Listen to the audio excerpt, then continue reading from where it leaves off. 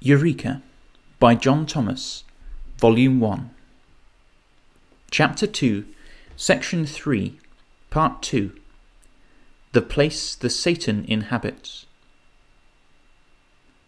In the time of the things which are, Pergamos was the place the Satan dwelt in. The reader can refresh his mind concerning the Satan by turning to a former page. The Satan in Pergamos, as elsewhere, was the church hierarchy, claiming to be apostles and ambassadors of Jesus Christ, leading away disciples after them, and teaching perverse things, by which the gospel of the kingdom and its obedience, as inculcated by Jesus and his apostles, were abolished. They dwelt in Pergamos in full force, and therefore in the days of John it was apocalyptically represented as the throne of the Satan. These of the Satan did their best to separate the saints from the name and from the faith of the Spirit. Nevertheless, when John wrote, though the angel had unfaithful constituents, yet the majority were true. The angel presbytery dwelt side by side with the Satan. It was in daily communication with them, contending for the faith once for all delivered to the saints, as the true believers have done and are doing to this day in tribulation and reproach. Still they held fast the Spirit's name and denied not his faith. In other words, they were faithful to the truth as it is in Jesus. The power of this church, Satan, the rival and subsequent destroyer of the one body of Christ, destroyer of its tranquility and happiness for the time being, was enthroned in Pergamos, where they were more influential than the priests of the established superstition. This appears from Pliny's testimony concerning the state of things in his letter to Trajan, AD 106, which is already before the reader on page 254. Speaking of Christianity as a whole, for the pagans made no distinction between apostolic Christianity and the rising apostasy, the Roman governor of Bithynia says, "The contagion of the superstition hath spread not only through cities, but even villages and the country." Still he did not despair of suppressing it, and on expressing his hope, gives us to know the depths in which he found idolatry when he first came to Anatolia. "Not that I think it impossible," saith he, "to check and correct it. The success of my endeavours hitherto forbids such desponding thoughts. For the temples, once almost desolate, begin to be frequented, and the sacred solemnities, which had long been intermitted, are now attended afresh, and the sacrificial victims are now sold everywhere, which once could scarcely find a purchaser." This is the testimony of a pagan ruler about 4 years after the death of the Apostle John. In AD 106, the temples were almost desolate, idolatrous rites suspended, and things sacrificed unto idols could scarcely find any one to purchase them for food. But when Pliny came to Anatolia, a considerable change was effected by his measures in favour of the old superstition. Many persons who had renounced idolatry, he says, returned to its abominations. These were called Christians. They styled themselves such, and were so regarded by the pagans, but not by the Spirit, and those who held fast his name and had not denied his faith. They were such Christians as sinners of the world call Christians in our day. They were the Catholics, Protestants, and sectarians of the 2nd century, the synagogue of the Satan, the apostasy in embryo, ramifying and striking out its roots in all the habitable. The type of their principles was that of easy virtue, a very charitable community who would receive Socrates, Plato, and the best of the heathen into their synagogue and practice heathen customs, if their contemporaries would give honour to Christ and forego the worship of images. On this principle variously expressed, they so popularized Christianity as to make it palatable to the heathen mind, and to produce the effect deplored by Pliny. But he preferred pure and unmixed paganism to the semi-heathenism of the Satan's synagogue, whose system of superstition had no images of gods, no visible altar, and no bloody sacrifices. He therefore commanded Christians to frequent the temples, to attend to the sacred solemnities, and to purchase the idol sacrifices for food upon pain of death. Many obeyed, but others were in his judgment sullenly and inflexibly obstinate. These were they whom the Spirit commends, saying, "Thou holdest fast my name, and hast not denied my faith." Pliny tried all he could to compel them. He commanded them to perform sacred rites with wine and frankincense, to repeat after him an invocation of the gods and of the emperor's image, and to execrate Christ. To do this would have been to release their hold of his name and to deny his faith, which, Pliny says, he had been told a real Christian can never be compelled to do. From this it is evident that the distinction existed in John's day between real Christians and Christians. The name Christian comprehended all the adherents of Balaam and Jezebel, whether Ebionites, Gnostics, or by whatever name or denomination of heresy they might be known. The real Christians had no fellowship with such, though among them, as in Pergamos, the poison of the serpent might be detected. The ecclesia and the synagogue of the Satan were institutions as distinct as they are now, for in the 19th century a true believer of the gospel of the kingdom is against all who have not obeyed the same.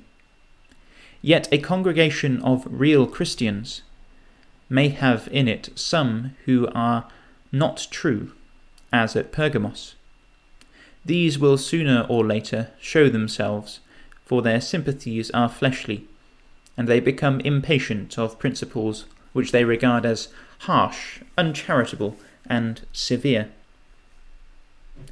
Such was the state of things in the place where the Satan dwelt in the days of John and Pliny, who were contemporaries. But though the Satan may still be found in Pergamos, or Bergamo, installed in the spiritual bazaars dedicated to Saint Theodore and Santa Sophia, in which the Right Reverend Father in God Thomas Newton D.D., Bishop of Bristol, a Lord Spiritual of their synagogue, informs us the Greek Metropolitan of Smyrna is careful to have the sacred offices performed by a priest whom he continually sendeth there, and by which performance the name of Christ is not wholly lost or forgotten in Pergamos. Though this be so, the throne of the Satan hath long since been removed. It was only temporarily in Pergamos, until a more convenient season. When this should arrive, the generation of the Satan then existing would plant it in a place more fitting for dominion. Ye know, said Paul to his contemporaries, what withholdeth that he might be revealed in his time. The he refers to here in 2 Thessalonians 2 verse 6, is a power, not an isolated individual. A power which is the subject of the prophecy in Daniel 11 verses 36 to 39. This power Daniel styles the king that shall do according to his will, and Paul terms it that lawless one whose coming is after the working of the Satan. The Satan here is evidently a Christian agency, that is, a working under the Christian name, the mystery of iniquity already working to the perversion of the gospel Paul preached. It was working with all power and signs and lying wonders, and those in Pergamos and elsewhere who held the doctrine of Balaam and the teaching of the Nicolaitans, and who possessed spirits or spiritual gifts, were the workers who prostituted their gifts to the confirmation of the teaching they promulgated in opposition to the apostles. They worked with all the deceivableness of unrighteousness in them that perish, and therefore they were styled deceitful workers. They were like the Mormons of our time, who proclaim themselves to be Christians, profess to believe in Jesus as the Son of God and Christ. In short, to believe all that Orthodox Christians approve, but with all their verbiage having a political purpose to effect as the great end of all their enterprise. If they could carry this purpose into effect, they would abolish the Constitution of the United States and set up a kingdom which should rule the country according to the principles of Mormonism. But everyone knows what withholdeth, namely the power of the union. I have selected the Mormons as an example illustrative of the purpose and working of the generation of the Satan contemporary with the apostles, because they occupy a relation to the United States more resembling that of the Christians of the 1st, 2nd, and 3rd centuries to the pagan Roman government than any other sect of Satan's synagogue at present extant. They began their career with a doctrine, the vindication of whose scripturality seemed to occupy all their energies. But as they increased their proselytes, certain ambitious demagogues among them conceived the idea of turning the speculation to present political account. In a few years, they had some 2,000 votes to dispose of to any of the political factions in being able and willing to promote their schemes. They proselyted to Mormonism to increase their political influence with the factions, whose leaders and wire workers would as soon profess this as any other ism if it would help them to place profit and power. By working thus, though persecuted, they have become a power which this government finds difficult to control. It began with a doctrine. It ends, when it thinks itself sufficiently strong, with an appeal to the sword. And thus it was in the first 3 centuries in the Roman Empire. Christianity had its ambitious demagogues, and Rome its factions and hypocritical and dishonest politicians. The factions contended for supreme power, and to obtain it, the politicians would as soon profess the Christianity of Satan's synagogue as the paganism of the Diabolos. At first, the ministers of the Satan were zealous for doctrines and for a righteousness of law and gospel co-mixed. Notwithstanding the opposition they encountered from the apostles and all real Christians, their numbers increased, starting originally in their career as constituents of the elderships. They obtained position and a vantage ground, and with ability to work signs and wonders, which became lying wonders, because used for the confirmation of a lie, which became a strong delusion in all it took possession of. Of your own selves, said Paul to those of the Ephesian star angel, endowed with spiritual gifts, shall men arise, speaking perverse things, to draw away disciples after them. Their numbers increased from this source, and by direct conversion to their perverse things, from among the Jews and pagans, so that the apostolic party were placed in the minority, where it has remained to this day. In 280 years, from the Pentecost of AD 33, the adherents of the perverse things of the apostasy had become sufficiently numerous and influential to be an object of fear to the constituted authorities, and of hope to the aspirant of supreme power that might be fortunate enough to obtain their cooperation. They had got rid of the old-fashioned doctrine of non-resistance and passive obedience taught by Paul, and they were now ready to draw the sword and fight for empire under the first champion who should present with claims upon their support. The coming man appeared AD 306 in the character of a worshipper of the sun named Constantine. This pagan aspirant, ambitious of the supreme and sole dominion of the Roman habitable, then ruled by 6 emperors, came to an understanding with the Christian hierarchy of the Satan, which, for the sake of distinguishing it from the real Christian community, may be styled Catholic. Constantine and the Catholics made common cause to remove what withholdeth, by force of arms, that their own Satanism might be enthroned. After a conflict of 6 or 7 years, they succeeded in planting the cross, the symbol of the new power, upon the Capitol in Rome. In consummating this, the Satan had worked, as they have since worked, in making Protestantism sovereign in Germany, Britain, and the United Provinces. The Satan's throne in the little kingdom of Pergamos was transferred to Rome, the symbol of whose imperiality was the dragon, Purpureum signum draconis, the purple-red ensign of the dragon. But the throne of the Satan and the metropolis the Satan inhabited were not established in the city of the Tiber.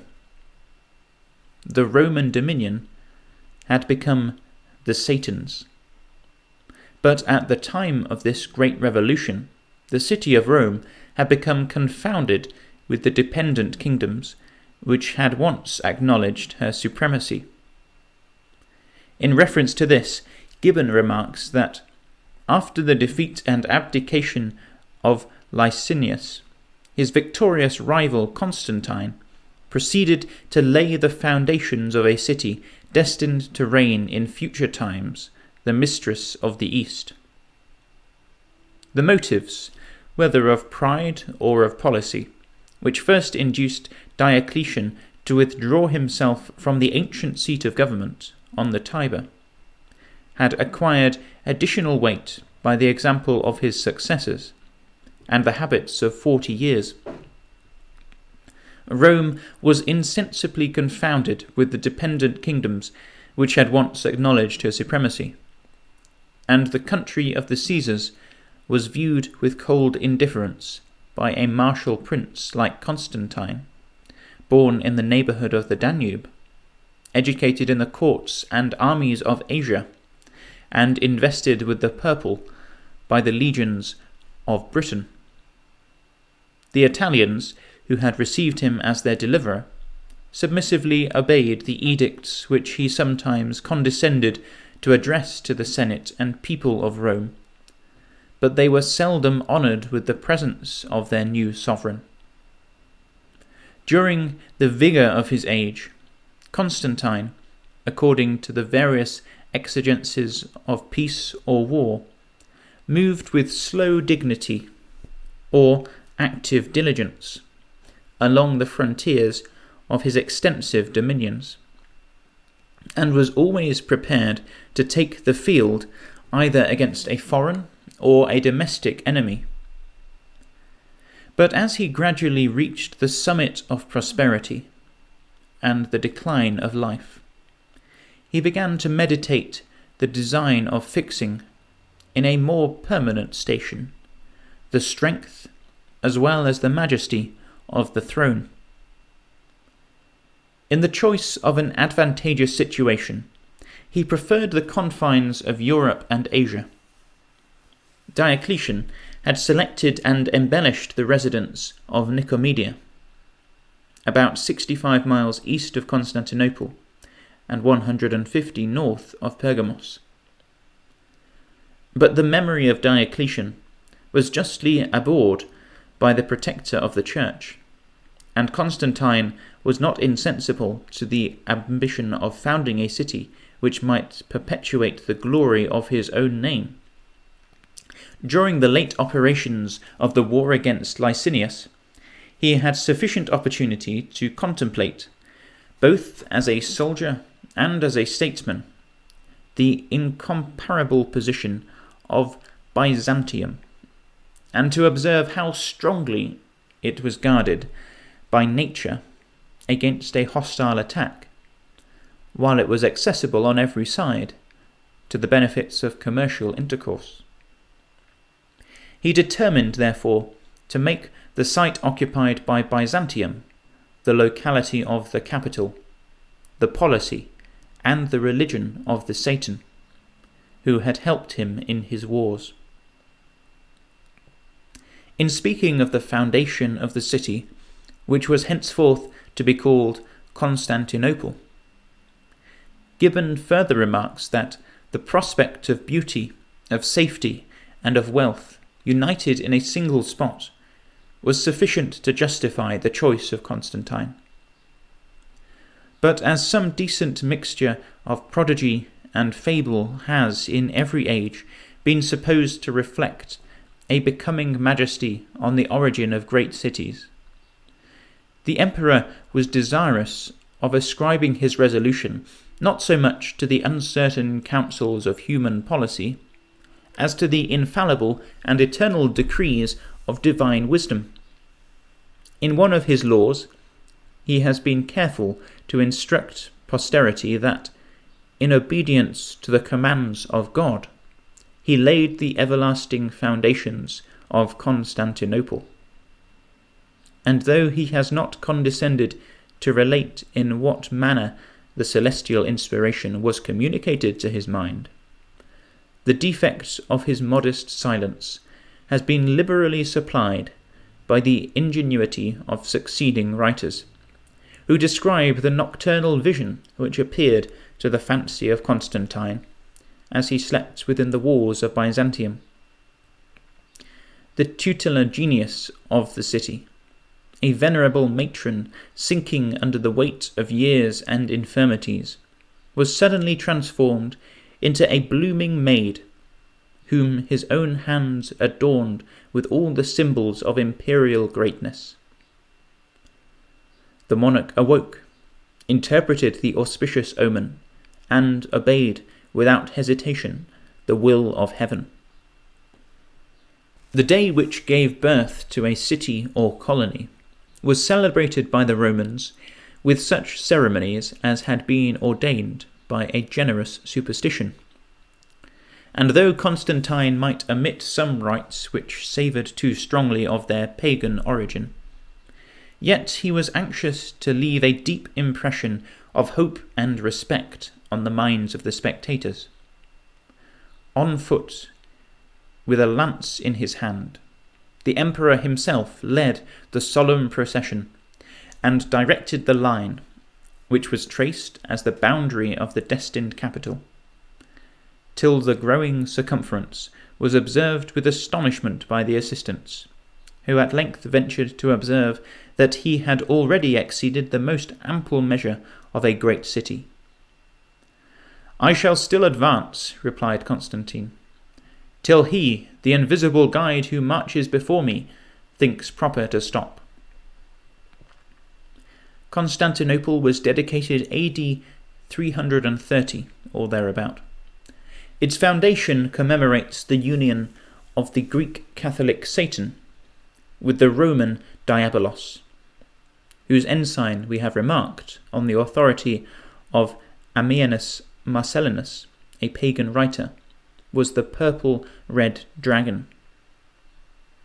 Constantine made his city a partaker of the throne of the Roman majesty, the emperor and his court residing on the Bosphorus, and the Senate on the Tiber. In process of centuries, however, the dragon ceded his throne on the Tiber to the beast of the sea, Revelation 13 verse 2, from which time Constantinople became alone the throne of the power whose symbolical title is the dragon, the old serpent, which is Diabolos and Satan, Revelation 20 verse 2. From these premises, it will be seen that, before the apostasy was allied with the civil power, its throne was in Pergamos, a little over 200 miles south by west of Constantinople. It was there, in fact, but only temporarily, until it could plant itself in the place appointed for it. In due time, Constantinople was built, and the throne of the apostasy was erected there. At present, the place of the Satan's throne is provisionally occupied by a race which does not belong to the apocalyptic synagogue of the Satan. The Satan is ecclesiastically Greek. They were Greek in Pergamos, Greek in Constantinople for more than 1,000 years, and must be Greek there again when the crisis of binding the dragon, or Satan, shall have arrived. Then will the Spirit, in the full and antitypical import of the prediction, come quickly, and fight against them with the sword of his mouth.